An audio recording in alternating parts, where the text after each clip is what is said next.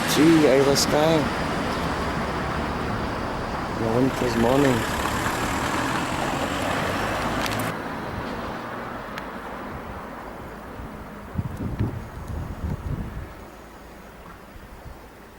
Well, I asked for snow and I got it.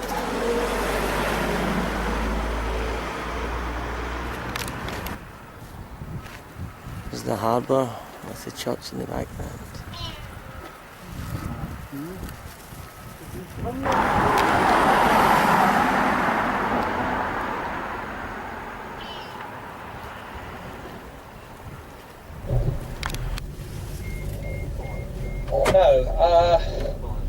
Let's see what the views are like. Not very good, but actually a lot better than I had a week ago. Well, a bit better. We can't see the Coolins, unfortunately, yet. In clear weather, had it been yesterday, we'd have seen these magnificent mountains on over to the right. Oh, you can see the sort of lower slopes, actually. The MacDonald landlords, because they were by then just tenants, and they had to flee the country and went to Tasmania, where I think the descendant of the chief of the clan, Nicholson, still lives. Words is a Viking name for a settlement. And there are slight remains up there of an Iron Age castle, all those broken down stones on the hill, from about 2,500 years ago, probably. And there's another remains of another fort on the hill in the distance beyond it. That's Duntorvik. The Vik at the end, that's another Viking word, if you can see it. We have this long ridge of hills right up the centre on the left. Nish, by the way, Trotternish is a Viking word for a peninsula. So we have Trotternish, Waternish, Duranish, Minganish, which is formed by decomposing vegetation over thousands of years. Not as old as coal, but it would probably become coal eventually. But not really worth stopping today. Can just make out the first of two lochs here. Store lochs. This is the source of most of the drinking water in Portree, and you can fish here. I think it costs £3 or £4 or £5, something like that. You get a permit from the post office in Portree, and you can fish for brown trout or whatever. Probably slushy rather than slippery, but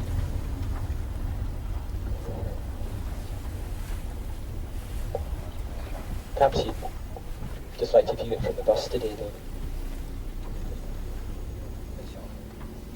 Because the island's also attached to the national grid of electricity, and they have a big wind farm, which we might see later, and sell the electricity to the national grid.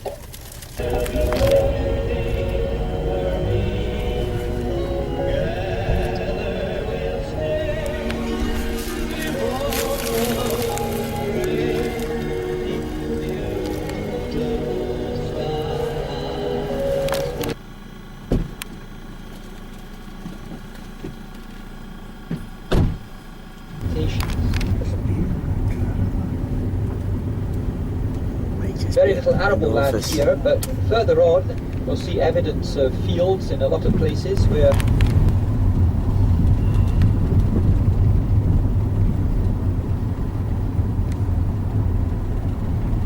Grantimus now, the or e at the end of a lot of these island names is the Norse word for an island. They call this one Skye, which means the cloud island, cloudy island. And from now on, in a lot of places, you'll see the rigs. Rigs, that's the local name for fields, the furrows of the strip fields.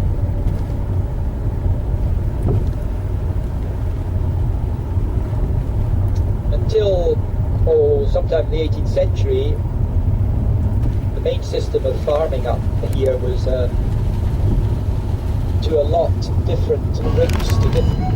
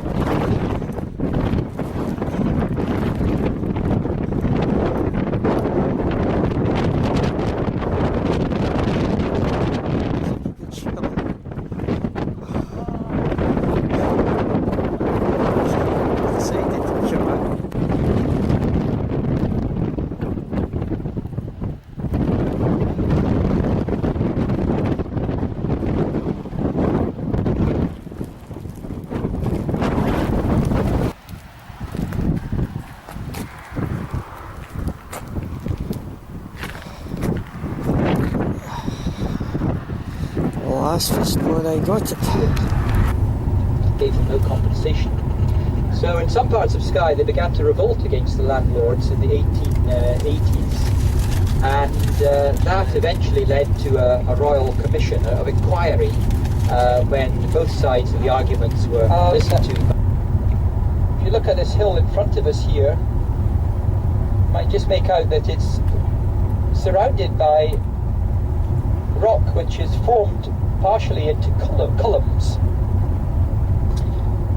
Basalt, or actually dolerite. Britain is the Giant's Causeway in Northern Ireland, and also the Isle of Staffa in the Hebrides.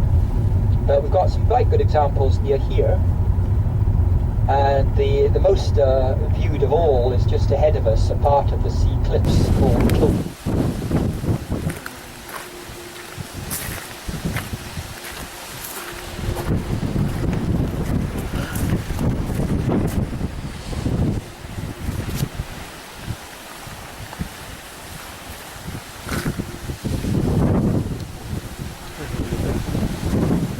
Kilt Rock, Skye.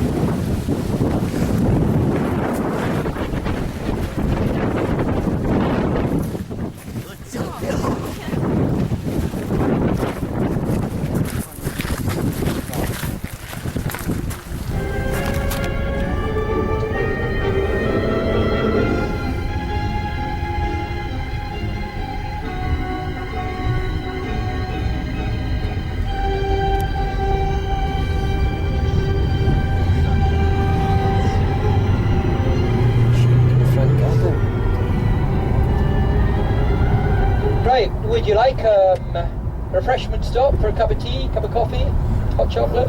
Anybody? No?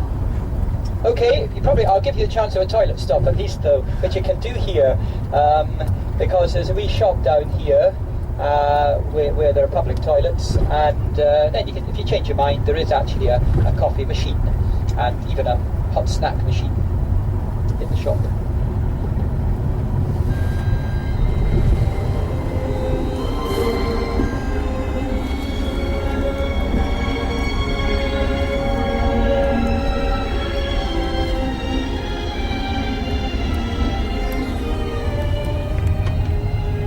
They have a cafe as well, but it's closed in the winter.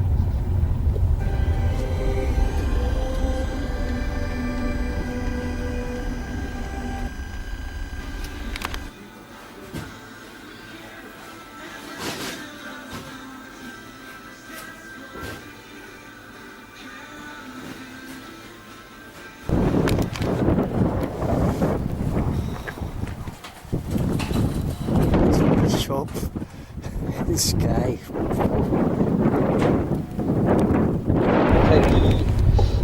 But where there is sand rather than stones, it tends to be black volcanic sand.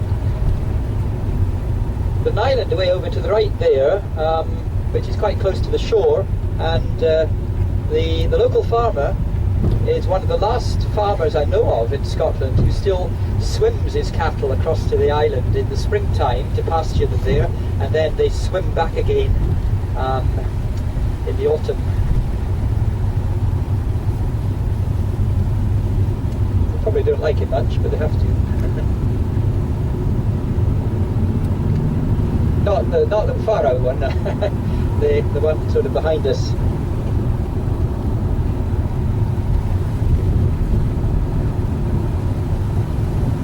Right, well, my intention, as I was saying, is now landslips, etc.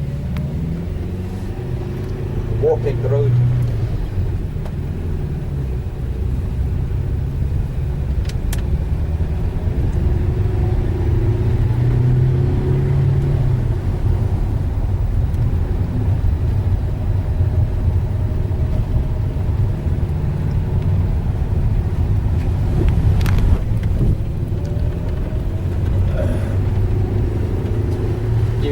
Waterworks system up here they're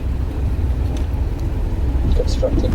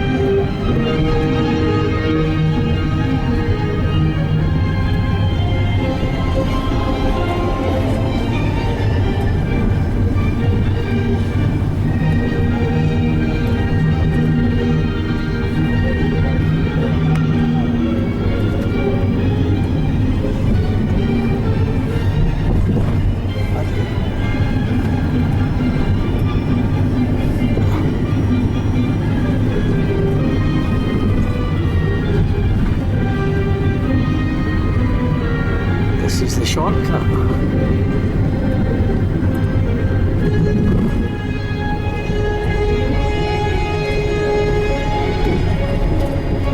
Check the driver's light here.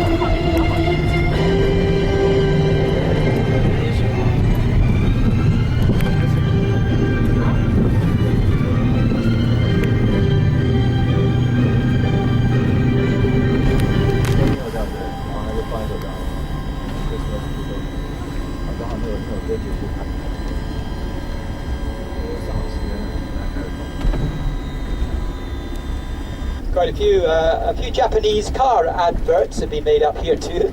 Yeah. Climbing the hill and up amongst the mountains here.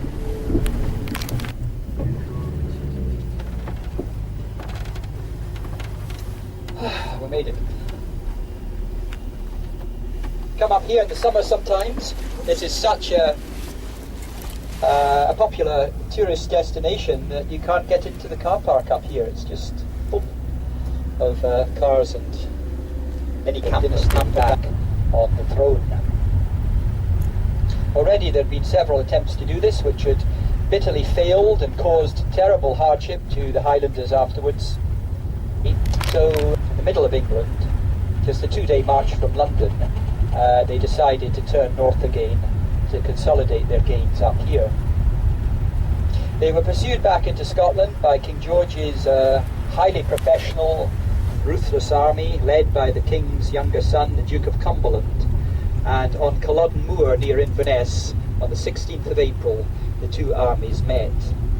Within an hour, the Prince's loyal Jacobites were destroyed, defeated, about 1,500 of them killed in the battle, and murder and mayhem and massacre took place during the months that followed.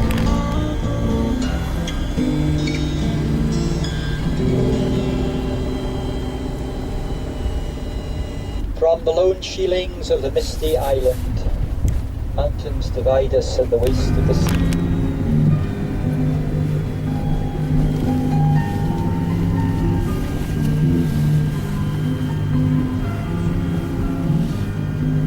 Or rather we don't really today, only in dreams.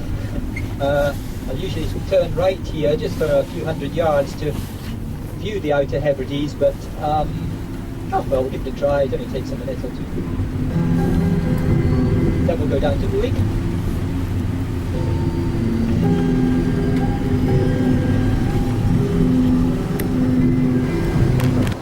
Still on Skye.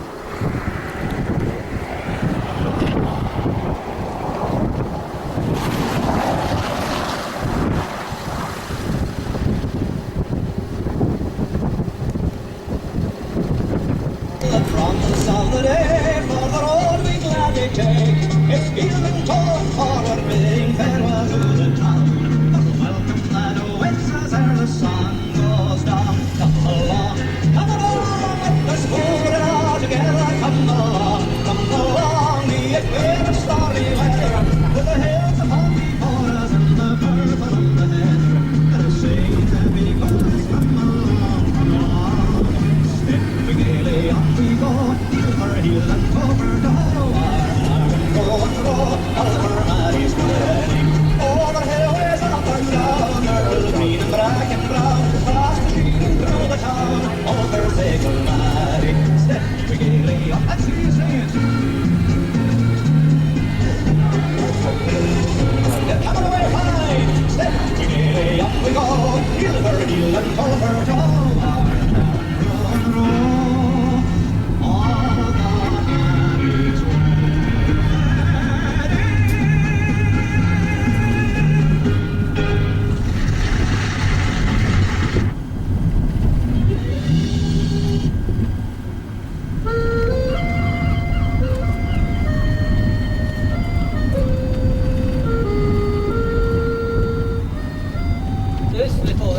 Village down here is called, township is called Uig. Uig is one of the Gaelic words for a bay.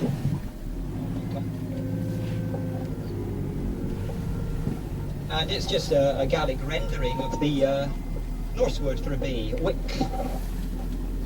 It's very different. It was Loch Lanach. men of the sea lochs, Loch Lanark. Mag Lochlin is a surname meaning descendants of Vikings. Anyway, here we have the shortest crossing to the Outer Hebrides, about 1.5 hours in reasonable weather conditions from here to Tarbert and Harris.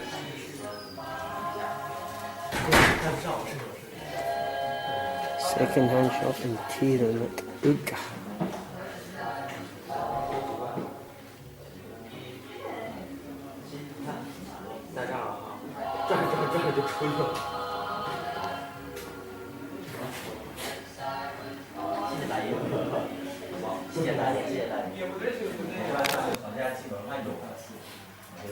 Our fellow travellers on the bus.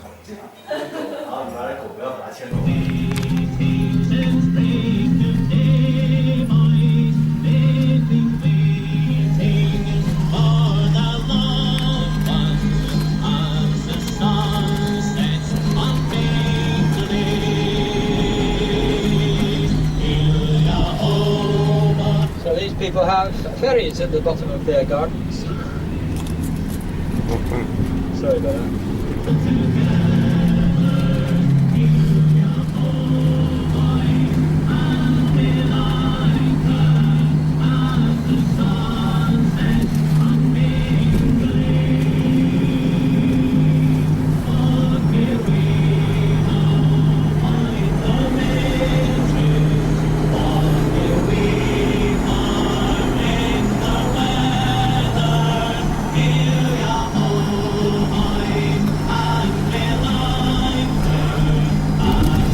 Making out that it was the judgment of God because he had,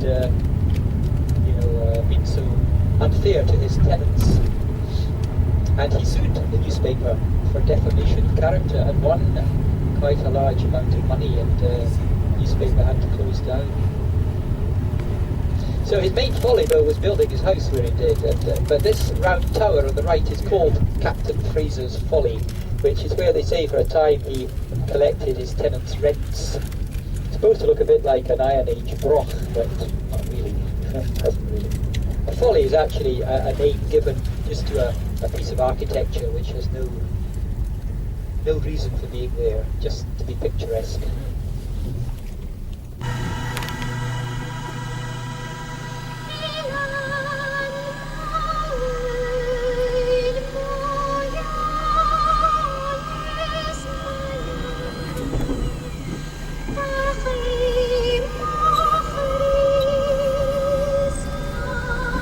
I'll just go up and turn first.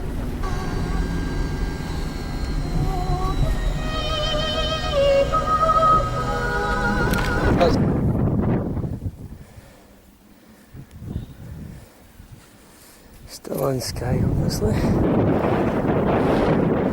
With the waterfalls. I think he stayed in the... Yeah? I think he stayed in the... thought he got out of the vehicle.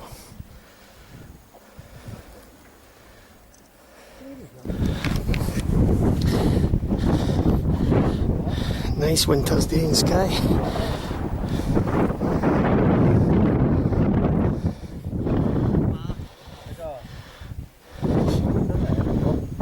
That's our driver.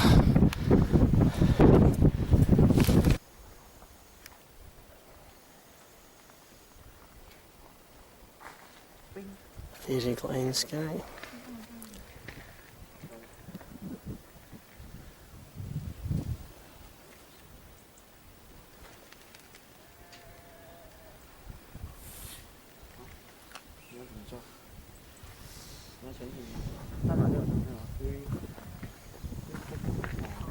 It's regarded as one of the sort of 10 best restaurants in the world. Wow. Yeah, for seafood and everything. But you need about £100 each for that, I think. Probably. Each. Yes, with wine. And you expect wine with it. So, yeah, I should think so. And people, celebrities fly in helicopters and come in private boats to dine there. Beyond the bay there is Loch Sneeshort. That's a sea loch there, the widest and longest of Skye's fjords or sea lochs. Beyond that is the Waternish Peninsula, all part of Skye.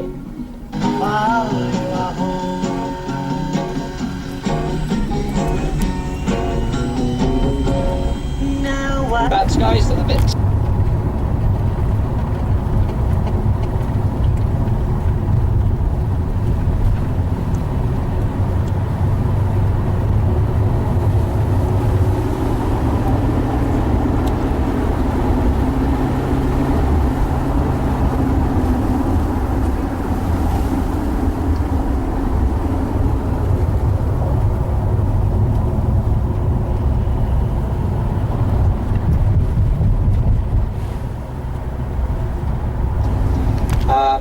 And after a spell in prison and quite an adventurous trip home, they came back to Skye and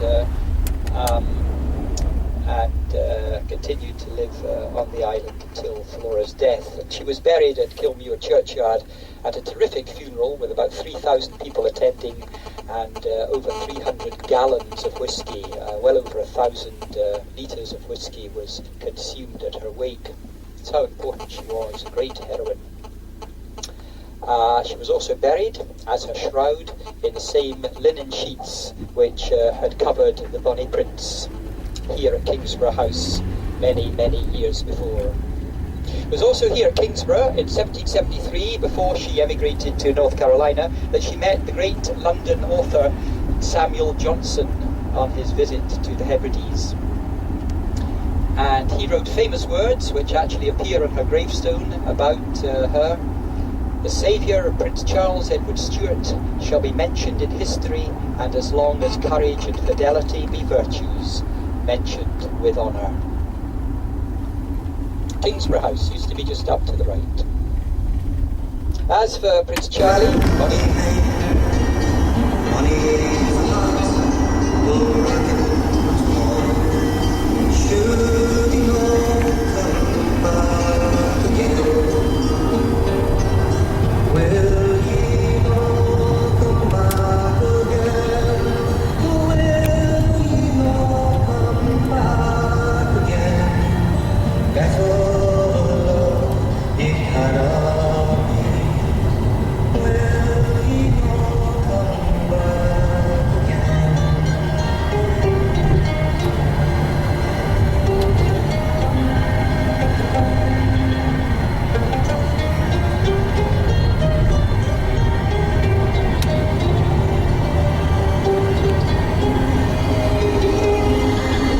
I've got some grey lag, or maybe pink-footed geese here, they're very similar.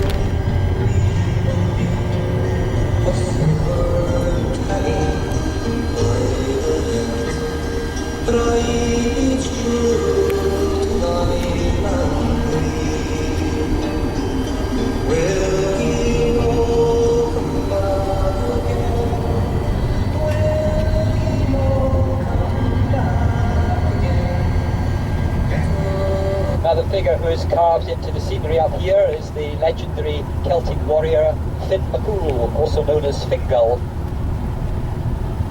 These two stones on the right, which are actually prehistoric in origin, from about 4,000 years ago, there used to be three of them, and they were considered to have been a stand for the great cauldron of Fingal and his warriors, who would make venison stew out of it.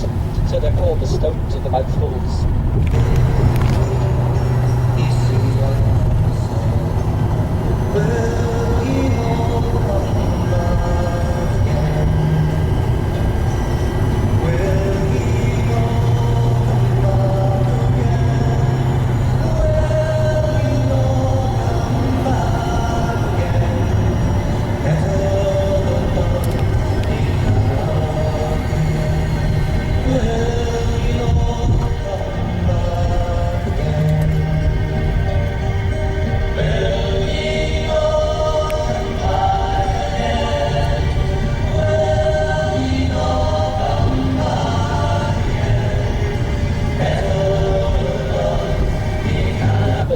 Prehistoric monument over to the right there, that sort of tumulus or small hill is composed of stones, and that's a Bronze Age burial tomb came from about at least 4,000 years ago.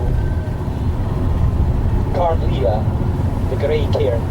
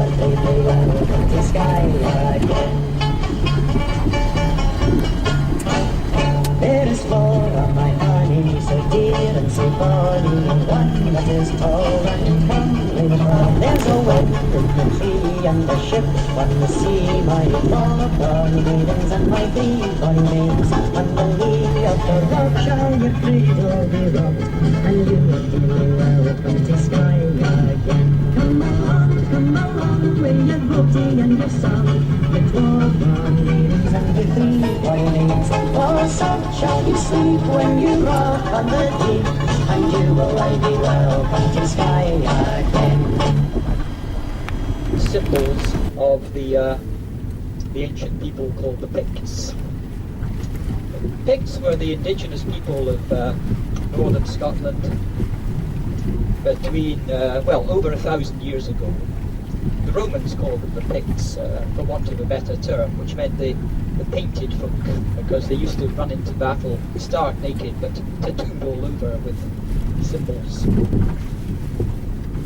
And some of their symbols, perhaps totems, are carved in the front of this stone. Probably dates back to about the 7th century, the carving. They became more elaborate after that, sometimes with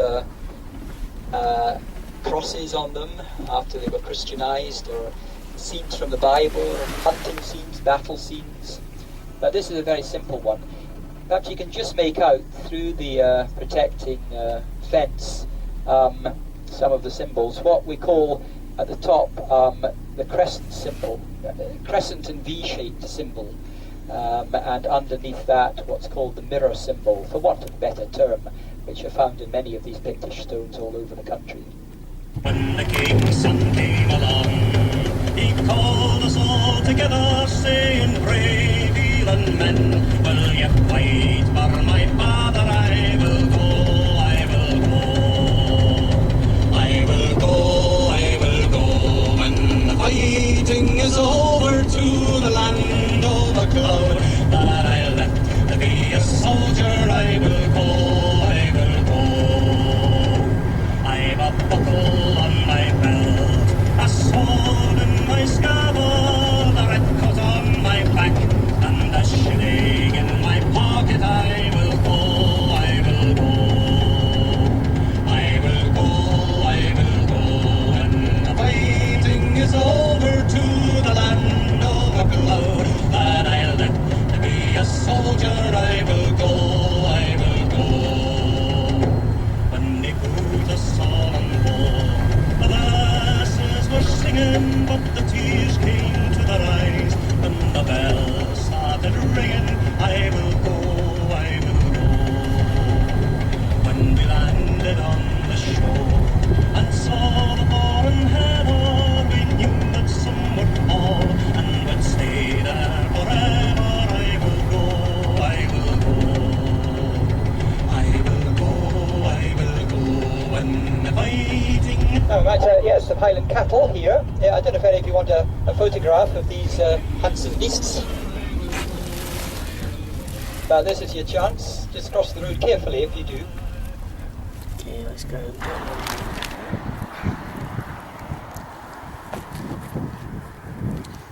Are they just here for the tourists? Oh, yes. Are they basically here for the tourists now, yeah? No, no. 1, 2, 3.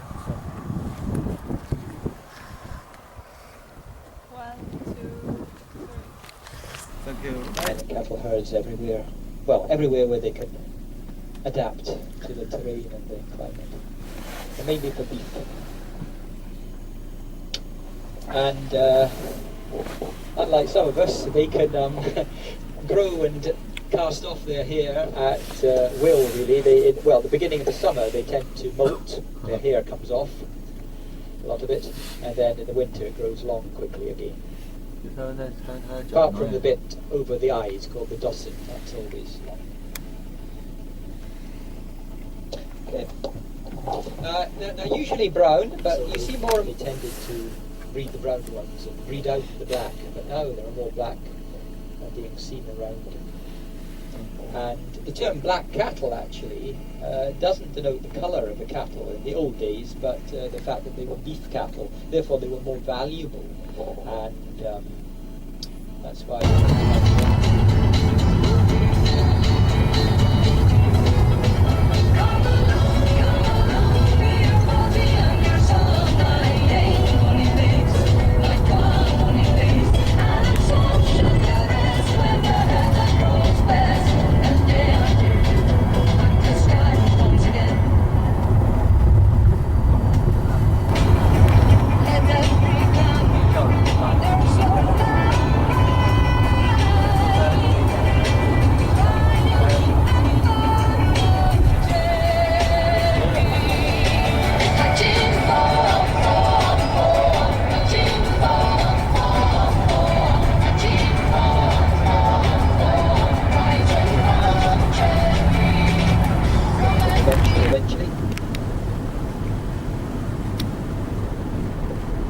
Also a hotel here, which has good folk music on a Sunday night. Too bad for us, and is haunted with ghosts. There was a hospital here for a long time, which was funded by a local proprietor, a little philanthropist called Kenneth MacLeod of Gesto. He made his money in the farm.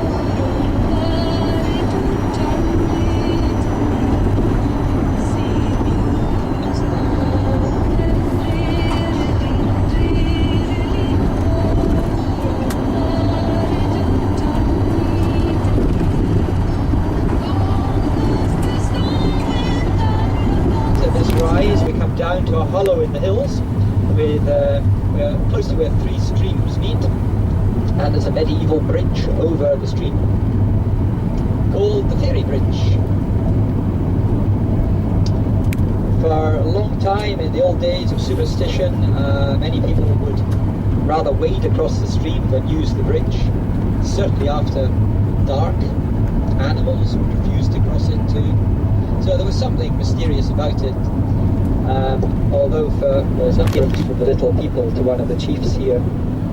The fairy flag is a treasured possession of the MacLeods inside Dunvegan Castle, and probably dates back to about the 4th century. May have originated in Syria or Persia, that part of the world, and brought back by the Vikings. Certainly the first MacLeod chief was part Viking. He was a son of Olaf the Black, king of the Isle of Man. Reach the fairy bridge. I can't cross it, even if it was my intent. It's only for walking.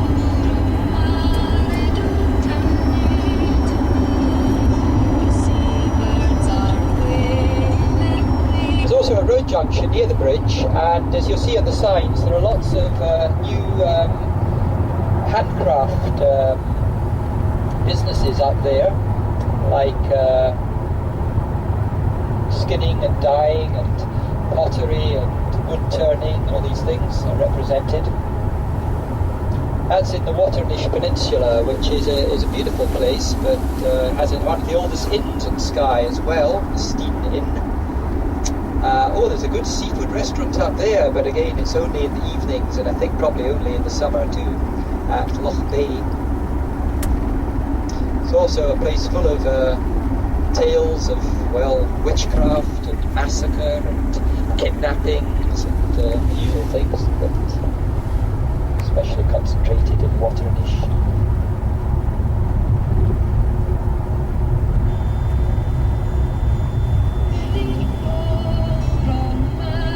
In Norse we're called Hillefell, literally the holy mountains. Hillefell Moor, the big holy mountain, Hillefell Beck, the little holy mountain.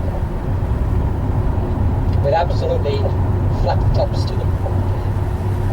McLeod's tables.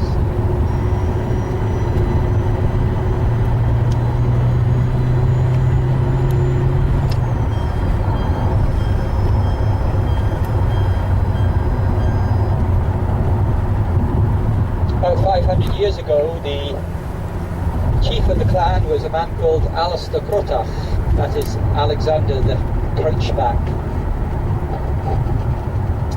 And he was a great warrior, but he was also a great patron of the arts and music, actually, and he was finally buried in a magnificent tomb, which is still there at Rodal Church, and the king has given us here in this grand new palace, all bedecked with fine tapestries and silver candlesticks and gold plate, and waited upon by hundreds of servants. Compare this to clouds. I'll tell you a little bit more about their castle when we approach it after lunch and their history, but basically after 30 generations the MacLeod family is still represented here. The present chief is Hugh MacLeod of MacLeod, descended directly from Yacht. Father Bigger of the clan MacLeod, some 800 years before. As we come into the village, you see the ruined church of Kilmuir to the right, where quite a number of the more modern, more recent MacLeod chiefs are buried, including a redoubtable lady, Dame Flora MacLeod, who was chief until about 1970. And also buried in the churchyard there are about 15 generations of the MacCrimmon line, who were hereditary pipers to the MacLeods and had a famous college in Pibroch for classical pipe music at Borroway near here. And up on the hill behind is the Millennium Stone, which is not old at all actually. It was erected there to welcome in the new millennium in 2000. So here's Loch Dunvegan and Dunvegan village, and we can stop here for lunch. Known as MacLeod's table. You're going to fill in, these by about 5, isn't they? Yeah, I see the boys. We were lucky to get the other day. Yesterday. On Wednesday, well. It's well over 2.5 metres. So certainly the tallest Scotsman who's ever lived. He didn't actually come from here, and he spent most of his life in Canada anyway, but he came from the Outer Hebrides, and the collection of stuff inside connected with him was collected by his great-great-great-nephew, I think, who does live here. I visited his grave over in St Anne's, Cape Breton Island, Nova Scotia, a few years ago, and it's massive too, of course. He was also incredibly strong, and he probably died, I think, by rupturing himself.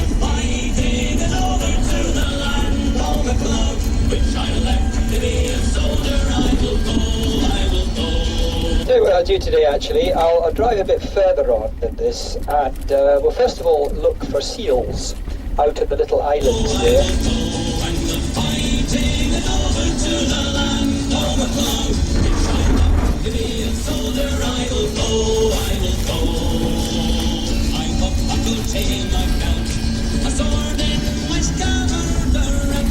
Now if you look at these little islands, the little sort of silvery, sort of shiny, long shapes, those will be seals. Hoping for a bit of sunshine to warm them up. But you might see some in the water as well.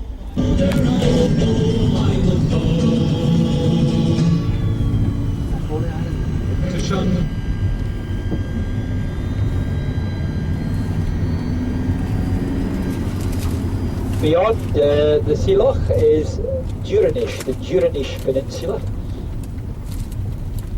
Just turn here though.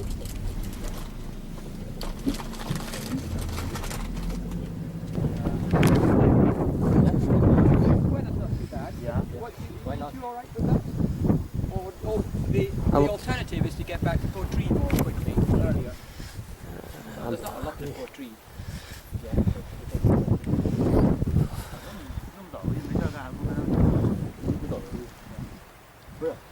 回去能赶上他们今年最后一场了，是吧？你还不如去贝尔法斯或者伦敦看呢，你非在这儿看。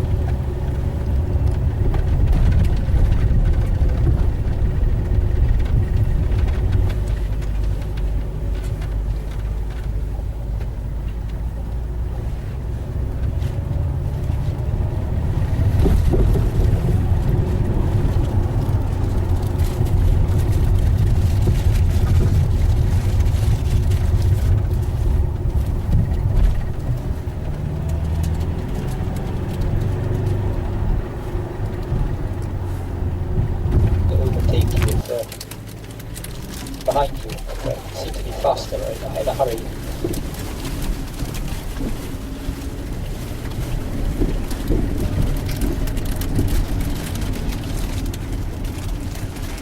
Could be a doctor going to a patient, or a minister going to church, or a crofter going to the pub. In a hurry. Flashing by the bounding headland,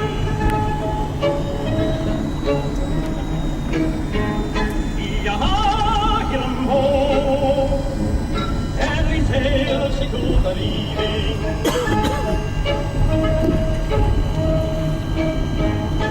Yaha-yum-ho, climbs beneath a great rolling pit. Yaha-yum-ho, crunches hard and Which actually you can sometimes go inside if it's open to museum.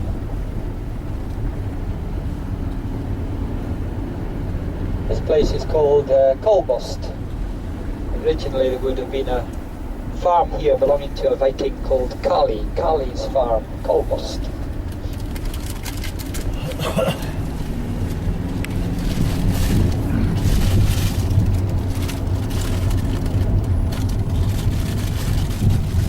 Here's the black house up at the left. I will pull in on the right here.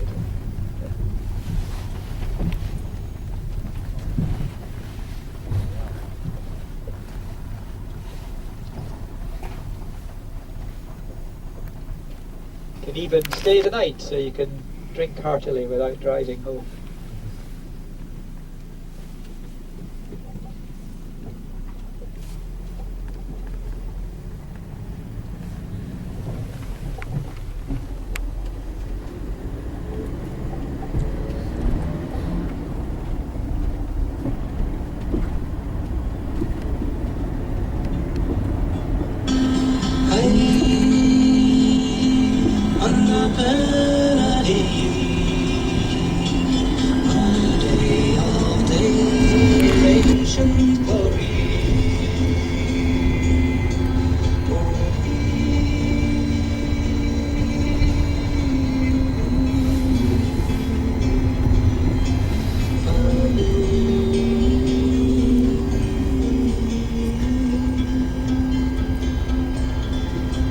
Here's wine. And that's where times past the cattle used to be brought over from the Outer Hebrides to Skye, and then they would be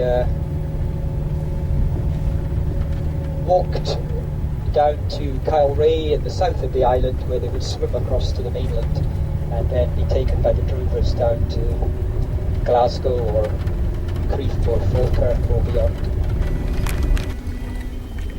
On the island of Samoa in the Pacific, can be read the words, "Home is the sailor, home from sea, and the hunter, home from the hill."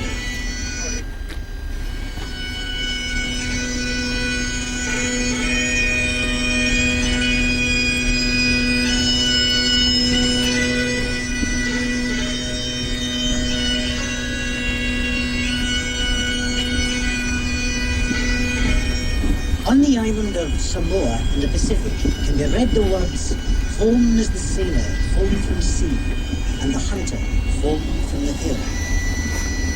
These words are inscribed in a tombstone of Robert Louis Stevenson, Scottish poet and author, and the words echo his memories of another island, the island in the Hebrides, known as the Misty Isle, the Isle of Skye.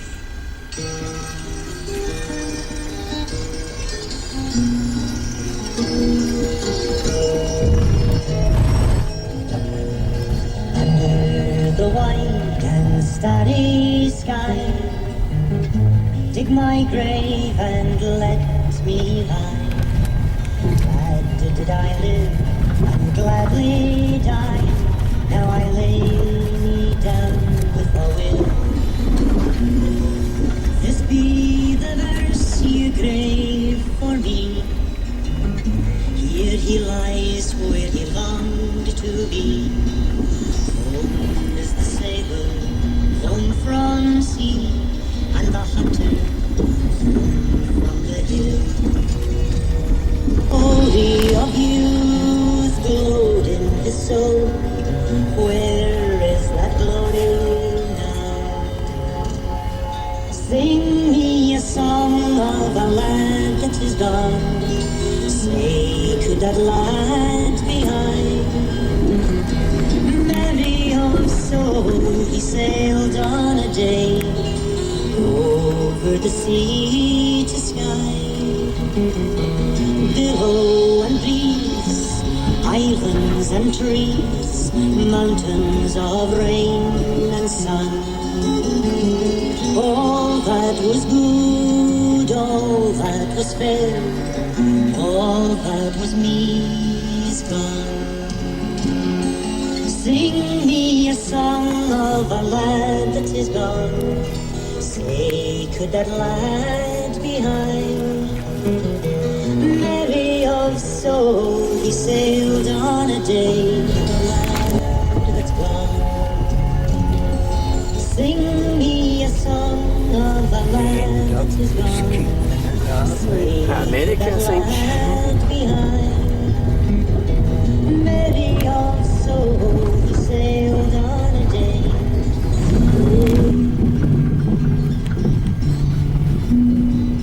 Under the wide and starry sky, dig my grave and let me lie. Glad did I live and gladly die. Now I lay down with a will. This be the verse you grave for me.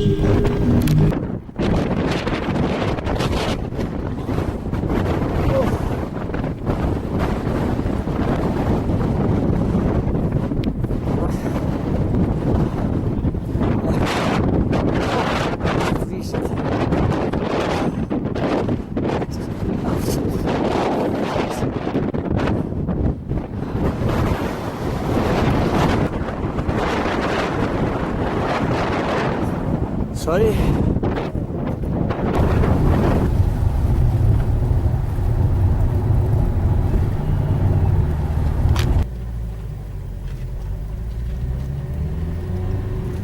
The Cuillins consist of about 20 peaks, 10 of which are true Munros, that's to say they're over 3,000 feet.